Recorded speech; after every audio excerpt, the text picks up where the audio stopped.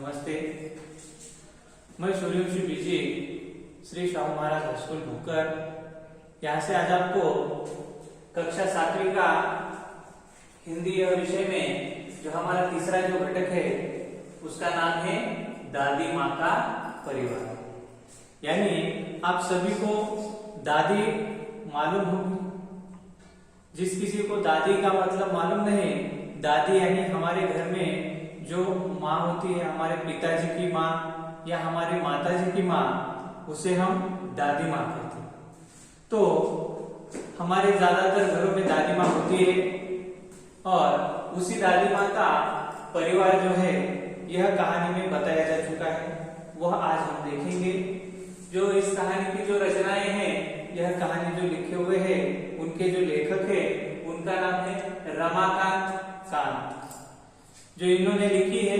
और इनका जो जन्म है वह 25 अक्टूबर 1949 में खंडेला, यह उत्तर प्रदेश में हो चुका है। आप सभी जन आपकी किताबों में पेज नंबर 5, पेज नंबर क्या 5, पेज नंबर 5 पे आप यह कहानी देख सकते हैं। तो आप सभी पेज नंबर 5 निकाल कर वहां पर देखिए और मैं यहाँ से बताता चलूंगा, आप देखते चलिए। इनका जन्म है 25 अक्टूबर 1949 में खंडेला उत्तर प्रदेश में हुआ है। इनकी जो रचनाएं हैं आज तक एक तेरे बिना,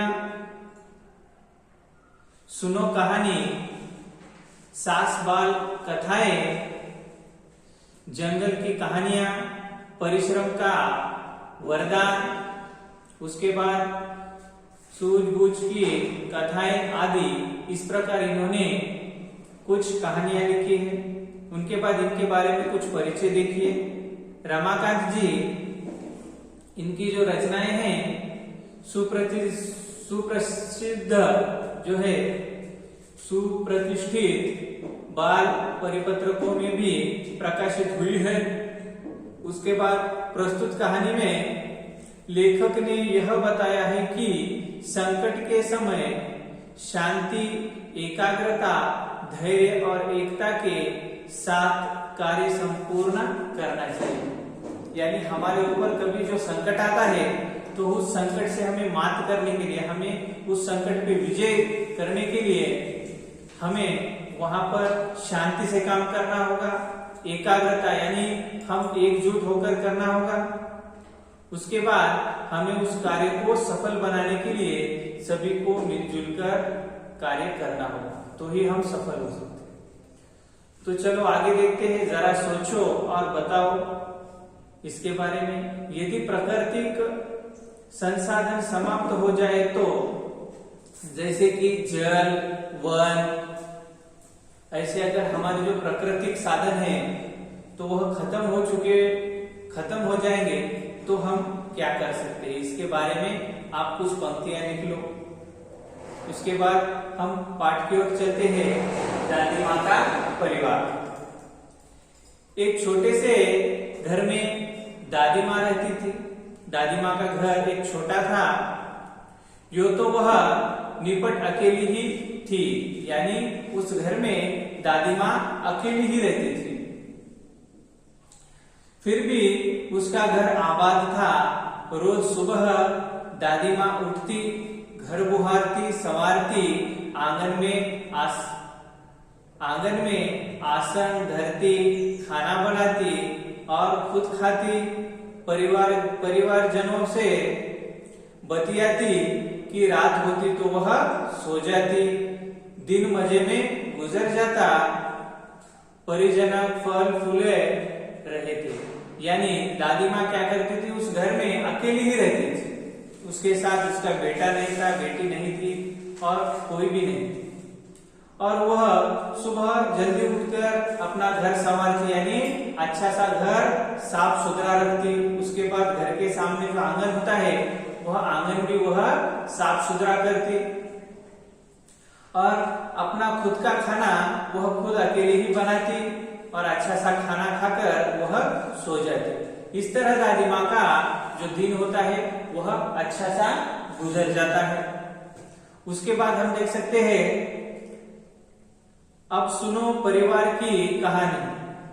यानी दादी माँ का तो परिवार नहीं था, लेकिन फिर भी उसके परिवार क्या था, कौन था, वह सुनो। दादी माँ थी समझदार और सयानी, यानी समझदार और अच्छी सयानी भी थी। घर के आंगन में बरगद का पेड़ था। बरगद का पेड़ आपको मालूम है, बरगद का पेड़ यानी बड़ का पेड़। वैसा एक वहां पर दादी माँ के आंगन में बड़ा सा बरगद का एक पेड़ था। उस पेड़ के ऊपर घोंसले में रहती थी चिड़िया। कौन रहती थी घोंसले में? चिड़िया रानी रहती थी। वह दादी की थी संगिया, यानी दादी से वह बातें भी करती कुछ। चिड़िया का नाम था नीलू। दादी माँ ने चिड़िया का नाम क्या रखा था? नीलू चिड़िया। सुबह उठ दादी आंगन बुहारती, नीलू फुदकती, चींची करती, दादी माँ से बतियाती, यानी दादी माँ से सुबह सुबह वह बात करने लगती, चींची कर कर, इस तरह से। एक और थी दादी माँ की साथी चिंकी चूहिया। चूहिया मालूम है आपको? चूहा और चूहिया। चूहा यानी नर होता है, चूहिया यानी मादी होती है। उसी तरह वहां पर चूहिया एक थी, वह भी दादी की परिवार में एक सदस्य थी। उस चूहिया का नाम क्या था बच्चों? चिंकी चूहिया।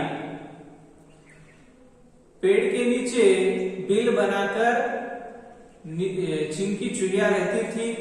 दिन भर घर के उसकी दौड़ लगाती, यानी दादी माँ के घर में दिन भर वह जो चूहिया है वह चिंकी चूहिया दौड़ लगाती, यानी सभी घर तरफ घूमती थी। और उसका जो घर है चूहिया का, वो बरगद के पेड़ के नीचे बिल में था। यह थी दादी की दिन दुनिया, यानी उसके दादी माँ के परिवार में यह दोनों थे, चिड़िया और चूहिया। दादी माँ, चिड़िया और चूहिया वे सब यदि होते खुश तो दादी माँ भी रहती खुश। दादी माँ हुई कभी दुखी तो वे भी नहीं रहते थे सुखी।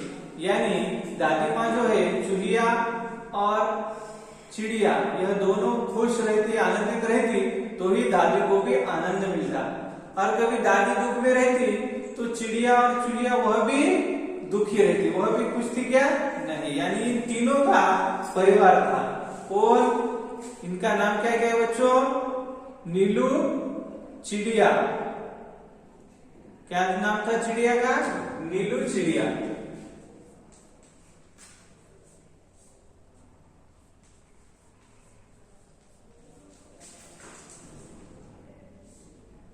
और उसके बाद जो चूहिया थी उसका नाम चिंकी चूहिया।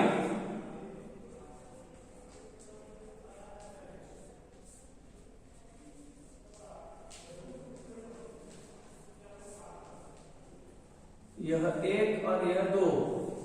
और नंबर 3 इसके परिवार में कौन थे? दादी माँ।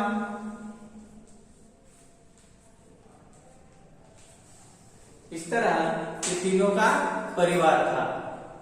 उसके बाद ठंडी के दिन थे। उन्हीं दिनों नीलू चिड़िया, ठंडी के दिनों में नीलू चिड़िया ने क्या किया कि उसने अंडे दिए थे। नीलू चिड़िया ने अंडे दिए, उनमें से निकले 2 बच्चे। यानी नीलू चिड़िया ने अंडे दिए और उसमें से कितने बच्चे निकले? 2 बच्चे। नीलू चिड़िया के 2 बच्चे हुए, उसमें से निकले 2 बच्चे। वे बच्चे बेहद सुंदर और अच्छे थे, बहुत क्यूट से, अच्छे से और नन्हे मुन्ने थे वह बच्चे। और उसका नाम आगे चलकर टीनू मीनू नाम निकाला। उनका नाम, उन बच्चों का नाम क्या था? टीनू और मीनू। टीनू मीनू। नीली चिड़िया के जो बच्चे थे उन बच्चों का नाम टीनू और मीनू था। इस तरह सबसे मिलकर पोसा पाला था। चिंकी को 2 बेटों के उपहार मिले, यानी चिंकी को भी 2 बेटे हुए और उनका नाम क्या था? 2 बेटे थे जिसका नाम चुस्कू, एक का नाम और दूसरे का नाम मुस्कू।